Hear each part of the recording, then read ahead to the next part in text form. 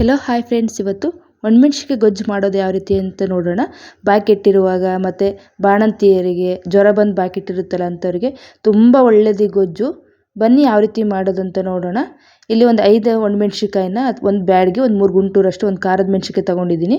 ಬರೀ ಗುಂಟೂರು ಸಹ ನೀವು ಯೂಸ್ ಮಾಡ್ಕೊಬೋದು. ಟೇಸ್ಟ್ ಚೆನ್ನಾಗಿರುತ್ತೆ. ಈ ಥರ ಮೆಣಸಿಕಾಯಿ ಎಲ್ಲ ಮಿಕ್ಸ್ ಮಾಡಿ ಇದು ಮಾಡ್ಕೊಂಡು ಸ್ವಲ್ಪ ನಾನು ಮೆಣಸಿಕಾಯಿ ಬಿಸಿ ಮಾಡಿಕೊಂಡು ಸ್ವಲ್ಪ ಉಪ್ಪು, ಬೆಳ್ಳುಳ್ಳಿ, ಕೊತ್ತಂಬರಿ ಸೊಪ್ಪು, ಒಂದು 2 ತೊಳೆಯಷ್ಟು ಹುಣಸೆಹಣ್ಣು ನೆನೆ ಹಾಕ್ಕೊಂಡಿದ್ದೀನಿ ನಾನಿಲ್ಲಿ. ಫಸ್ಟ್ ಮೆಣಸಿಕಾಯಿನ ಈ ಥರ ಕ್ರಿಸ್ಪಿಯಾಗಿ ಹುರ್ಕೊಬೇಕು ನಾವು. ಆದಷ್ಟು ಪುಡಿ ಆಗಬೇಕು. ನಾವು ಹಿಂಗೆ ಚಿಕ್ತಾ ಇದ್ದರೆ ಆ ಥರ ಎಲ್ಲ ನೀಟಾಗಿ ಪುಡಿ ಮಾಡಿಕೊಂಡ್ರೆ ನಮಗೆ ಗೊಜ್ಜು ರೀತಿ ಚೆನ್ನಾಗಿ ಬರುತ್ತೆ. ಇದು ಮೆಣಸಿಕಾಯಿ ಅಥವಾ ಚೆನ್ನಾಗಿ ಫ್ರೈ ಆಗಲಿಲ್ಲ ಅಂದರೆ ಈ ಥರ ಪುಡಿ ಆಗೋಲ್ಲ, ಅದೇ ಥರ ಇರುತ್ತಲ್ವ. ಅದಕ್ಕೆ ನೋಡಿ ನಾನು ಚೆನ್ನಾಗಿ ಕೈಯಲ್ಲೇ ಪುಡಿ ಮಾಡ್ಕೊಳ್ತಾ ಇದ್ದೀನಿ. ಈಗ ಇದಕ್ಕೇ ಸ್ವಲ್ಪ ನೀರು ಹಾಕ್ಕೊಳ್ತಾ ಇದ್ದೀನಿ. ಬೇರೆ ನೀರು ಸಹ ನಾವು ಹಾಕ್ಕೋಬೋದು ಅಥವಾ ಹುಣಸೆಹಣ್ಣು ನೆನಿಟ್ಟಿದ್ವಲ್ಲ ಆ ನೀರನ್ನೇ ಹಾಕ್ಕೊಂಡು ಸ್ವಲ್ಪ ಈ ಥರ ಲೋಟದಿಂದ ನಿಮ್ಗೆ ಏನೇನು ಕುಟ್ಟೋ ಇದ್ದರೆ ಆ ಥರನೂ ಸ್ಮ್ಯಾಶ್ ಮಾಡ್ಕೊಬೋದು. ನೋಡಿ ಈ ಥರ ಎಲ್ಲ ಸ್ಮ್ಯಾಶ್ ಮಾಡ್ಕೊಂಡಿದ್ದೀನಿ ನಾನು ಎಲ್ಲಾಗಲೇ. ಈ ಥರ ಎಲ್ಲ ನೀಟಾಗಿ ಫೈನಾಗಿ ಒಂಥರ ರಸ ಬಿಟ್ಕೊಳ್ಳೋ ತನಕ ಆದರೆ ನೀರಲ್ಲಿ ಸಾಕು. ನಾ ಇಲ್ಲಿ ಅದನ್ನು ಮೆಣಸಿನ್ಕಾಯ್ದೆಲ್ಲ ಬೀಜ ಎಲ್ಲ ಇರುತ್ತಲ್ವ ಮೆಣಸಿನ್ಕಾಯ್ದು, ಅದನ್ನೆಲ್ಲ ಸಪ್ರೇಟ್ ಮಾಡ್ಕೊತಿದ್ದೀನಿ. ಇಷ್ಟೇ ಸಾಕು ನಮ್ಗೆ ರಸ ಅದು. ಈಗ ಇದಕ್ಕೇ ಸ್ವಲ್ಪ ಬೆಳ್ಳುಳ್ಳಿ, ಕೊತ್ತಂಬರಿ ಸೊಪ್ಪು ಹಾಕಿ ಕಿವುಚ್ಕೊಳ್ತಾ ಇದ್ದೀನಿ. ಮೆಣಸಿನ್ಕಾಯಿ ಏನಕ್ಕೆ ತೆಗೆದೆ ಅಂದರೆ ಅದು ಮಧ್ಯೆ ಸಿಕ್ಕರೆ ಅಷ್ಟೊಂದು ಚೆನ್ನಾಗಿರಲ್ಲ.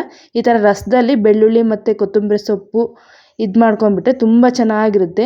ಬಾಣಂತಿಯರಿಗಂತೂ ತುಂಬ ಒಳ್ಳೆಯದು. ನಮ್ಮಮ್ಮ ಬಾಣಂತಿಗೆ ಇಷ್ಟೇ ಇದನ್ನ ಈ ಥರ ಮಾಡಿಬಿಟ್ಟು ಒಂದು ಸ್ವಲ್ಪ ನೀರು ಥರ ಮಾಡಿ ಹುಣ್ಸೆಹಣ್ಣು ಸ್ವಲ್ಪ ಜಾಸ್ತಿ ಹಾಕ್ಬಿಟ್ಟು, ಖಾರ ಅಷ್ಟೊಂದು ಇರ್ತಾಯಿಲ್ಲ, ಒಂದು ಮೆಣಸಿನ್ಕಾಯಿನ ಅಷ್ಟೇ ಹಾಕ್ತಾಯಿದ್ದಿದ್ದು. ಈ ಥರ ಹುಣಸೆ ಗೊಜ್ಜು ಹಾಕ್ಬಿಟ್ರೆ ಸ್ವಲ್ಪ ತುಪ್ಪ ಹಾಕಿ ಕೊಡ್ತಾಯಿದ್ರು ಅಷ್ಟೇ. ಒಂದು ಮುದ್ದೆ ಫುಲ್ ತಿಂದುಬಿಟ್ರೆ ಸಾಯಂಕಾಲ ತನಕ ಊಟ ಕೊಡ್ತಾಯಿದ್ದಿಲ್ಲ, ಅಷ್ಟು ಚೆನ್ನಾಗಿರ್ತಿತ್ತು ಗೊಜ್ಜು.